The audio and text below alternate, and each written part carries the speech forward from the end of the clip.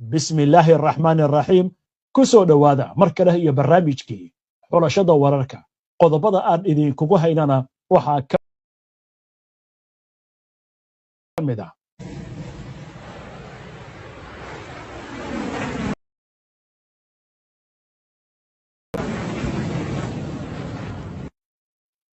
qaar kamid ah dalalka Yurub ee NATO kamid ah ayaa diyaarinaya qorshe ciidamo lagu geynayo jasiiradda Greenland ee Mareykanka uu doonayo in xoog iyo xeelad uu kula wareego tilaabo laga cabsi qabo inay dhaliso isku dhac dhexmara gaashaanbuurta reer galbeedka Iran oo shaacisay inay gacanta ku dhigtay shabakad u shaqeynaysay Israa'iil oo qayb ka ahayd ficilada banaanbaxyada ka socda waddankaasi mas'uul Mareykan ah ayaa isna sheegaya in haddii meesha uu ka baxo nidaamka Iran taasi ay ka dhigan tahay dhamaadkii Xisbullah Xuutiyiinta iyo Xamaas Israa'iil oo gashay xaalad heegan iyo feejignaan iyadoo la diyaarinayo goobaha gabaadka loo galo gantaalada arrintan ayaa waxay ku soo aadaysaa xilli laga cabsi qabo dagaal ka qarxa gobolka Bariga Dhexe iyadoo Mareykankuna uu weeraro Iran waddanka Iran halkaasi oo war weyn uu ka soo baxay saacadihii la soo dhaafay mas'uuliyiinta lamaha ammaanka ayaa shaaca ka qaaday in ay gacanta ku dhigeen laba qof oo ku sugnaa gobolka waqooyiga Khorasan kuwaasi oo lagu eedeeyay in ay xiriir la leeyihiin hay'adda sirdoonka Israa'iil ee Mossad ila wargalah oo ku dhow hay'adda sirdoonka ilaalada kacaanka Islaamiga ee Iran ayaa sheegay in ciidamada ammaanku labadaas eedeysana ay ku xireen magaalada Bochenarod kuwaasi oo lagu tuhunsan yahay in ay door hogaamineed ku lahaayeen shabakad lagu sheegay in ay la xiriirto Mossad isla markaasna ka qayb qaateen abaabulka rabshado iyo dhacdooyin gacan ka hadal ah oo ka dhacay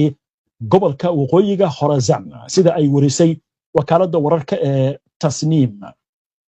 warka ayaa intaasi ku daraya in ciidamada ammaanku gacanta ay ku dhigeen qalab isgaarsiineed iyo kuwa basaasinimo oo ay wateen dadka la qabtay iyadoo sidoo kalena hub iyo rasaas laga helay ilaa hadda lama helin macluumaad madax bannaan oo xaqiijinaya saxnaanta eedeymahan ka dhanka ah labada qof habeennimadii xalay Turkiga waxa uu ku eedeeyay Mossad inay kicisay dibadbaxyada iyadoo wasiirka arrimaha dibadda ee dalka Turkiga Hakan Fidan uu sheegay in Israa'iil ay ka faa'iideysanayso caqabadaha dhaqaale iyo qalalaasaha gudaha si ay u sii fogeyso kala qaybsanaanta Iran isagoo xusay in Mossad ay ku boorinayso dadka reer Iran inay kacaan kana hor yimaadaan nidaamka iyadoo adeegsanaysa internetka iyo baraha bulshada waa tahay haddaba iyadoo xaaladan ay taagan tahay gobolka Bariga Dhexena cabsi weyn ay jirto ayaa gudaha Israa'iil waxa laga soo sheegayaa feejignaan iyo heegan buuxa in la galay aynu eegno war amurtan la xiriira Israa'iil ayaa sare u qaaday heerka heegankeeda amni ilaa heerkii ugu sarreeyay xilli doodbaxyada ka socda Iran ay galeen toddobaadkii saddexaad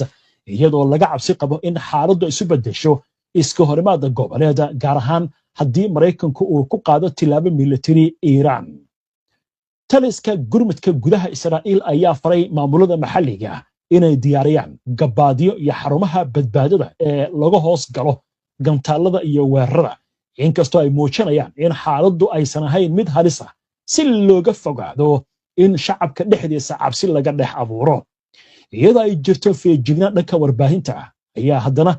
hay'adaha siyaasadda iyo amniga Israa'iil waxay wadaan wada tashiyo joogto ah oo wada xaajooda si loo qiimeeyo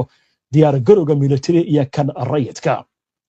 ra'iisul wasaaraha Israa'iil Benjamin Netanyahu ayaa kulamo amni oo isdaba jooga waxa uu la yeeshay taliyaha ciidanka difaaca Israa'iil Eyal Zamir iyo golaha amniga si loogu diyaargaroobo suurtagalnimada isku horimaad toos ah oo lala galo Iran ilaa ila amni ayaa waxay sheegayaan suurtagalnimada dagaalku inuu ka qarxi karo dhowr jiho warbaahinta Israa'iil ayaa sheegaysa in Tel Aviv si dhow ay la socoto dibadbaxyada Iran kuwaasi oo loo arko caqabadii ugu cuslayd ee haysata nidaamka tan iyo 1979 markaasi oo Iran uu ka curtay kacaanka Islaamiga si kastaba ha ahaatee mas'uuliyiin amni ayaa wasiirada uga digay hadallo ku saabsan Iran iyagoo ka cabsi qaba in si xisaabtan aan hayn ay dhici karto in Iiraan weerar ay u qaado. qiimayn wadajir ah oo Israa'iil iyo Maraykanku ay sameeyaan ayaa muujinaysa in qatarta ugu weyn ay tahay qalad dhanka xisaabta oo keeni kara weerar horodhaca. sidaas darteed Israa'iil waxay door bidaysaa feejignaanta isla markaasna hawsha hormuudka u daysa Maraykanka iyadoo sii xoojinaysa isku duwidda amni iyo diyaargarowga degdega si ay uga jawaabto horumar kasta oo lama filaan ah oo la xiriira arrimahan imika taagan. isla wararkan safiirka Maraykanka u fadhiya Israa'iil Mark Huckabee ayaa sheegay in haddii xukunka Iiraan la rido taasi sidoo kale ay ka dhigan tahay dhamaadkii kooxaha Iiraan ay taageerto ee Xisbullah, Xamaas iyo Xuutiyiinta. wuxuu yiri haddii shacabka Iiraan ay doortaan inay soo afjaraan in ka badan 46 sano oo xukun nacayb iyo karti darro ah, waxaa suurtagal ah in dib loo soo nooleeyo dhaqankii Farisiga ahaa ee waxbarashada, farshaxanka, miisika iyo xoogga, isla markaasna ay dhamaadaan Xamaas, Xisbullah iyo Xuutiyiinta. hadalladan ayaa imaanaya xilli dibadbaxyo ballaaran oo ka dhan ah dowladda Iiraan ay gilgileen gobollada waddankaasi, iyadoo madaxweynaha Maraykanka Donald Trump uu ku hanjabayo faragelin haddii xukuumadda Tehran ay dibadbaxayaasha ay layso. arrintan ayaa sidoo kale waxaa si adag uga jawaabay mas'uuliyiinta waddanka Iiraan, kuwaasi oo si cad u sheegay in haddii Maraykanku uu soo weeraro Iiraan ay ka dhigan tahay iyaguna in ay burburin doonaan oo ay beegsan doonaan danaha Maraykanka ee gobolka Bariga Dhexe iyo weliba Israa'iil. waa hagaag sheekadii way noo soo socotaa. Yurub oo ciidamo geenaysa Greenland si Maraykanka looga difaaco. ma dhamaadkii NATO ayaa la joogaa mise isku dhici NATO? waanu imaan doonaa warkaas, laakiin haatan waxaynu qoransanaynaa xagga Maraykanka Gaza oo war uu ka soo kordhay. ururka Xamaas ayaa sheegay in ay farayaan dhammaan hay-adaha iyo waxyaha dowladda ee hoos yimaada in ay u diyaar garoobaan wareejinta awoodahooda guddi madax bannaan oo ka kooban farsamayaqaano Falastiiniin ahna ay ku wareejiyaan. waxaa la filayaa in guddigaasi uu maamulo Maraykanka Gaza sida ku cad qorshaha xabad joojinta ee madaxweynaha Maraykanka Donald Trump. hadalkan ayaa imaanaya iyadoo la filayo in Trump uu toddobaadkan ku dhawaaqo xubnaha golaha nabadda, kaas oo loo asteeyey inuu kormeero guddiga Falastiiniyiinta. afhayeenka Xamaas Hazim Qasim ayaa bayaan uu soo saaray wuxuu ku yiri iyadoo lagu salaynayo hadalka madaxweyne Trump ee ku saabsan samaynta golaha nabadda ee Maraykanka Gaza. dhaqaaqa Xamaas wuxuu soo saaray amarro ku socda dhammaan hay'adaha dowladda si ay ugu diyaar garoobaan wareejinta dhammaan awoodaha guddi Falastiiniin ah oo madax bannaan kana kooban khubaro markaasi lagu wareejinayo.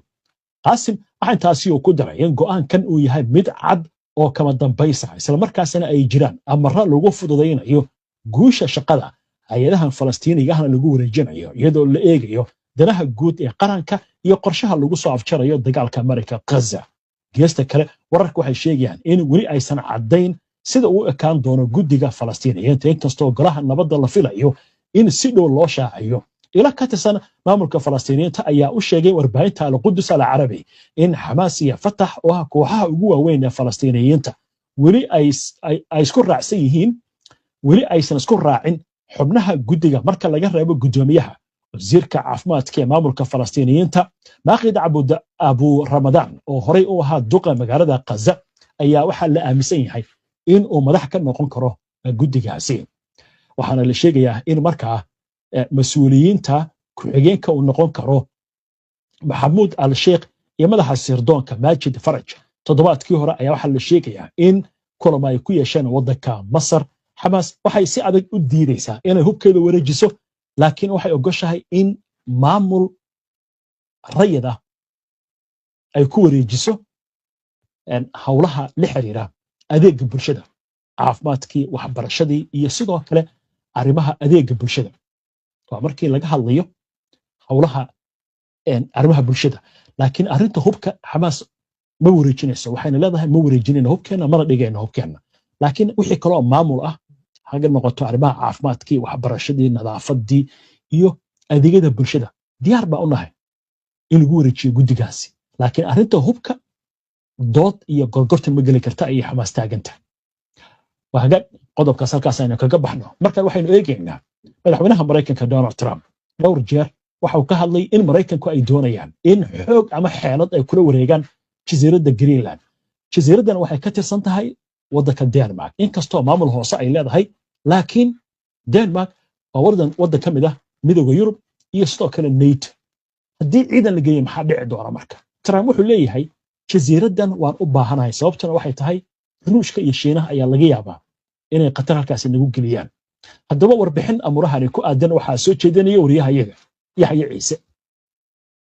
mas-uuliyiin ka tirsan dowladda Britain ayaa la sheegay in ay kulamo la leeyihiin dhigooda Faransiiska iyo Jarmalka si ay u bilaabaan qorshe suurtagal ah oo ciidamo militariga lagu geynayo jasiiradda Greenland, sida uu qoray wargeyska The Telegraph.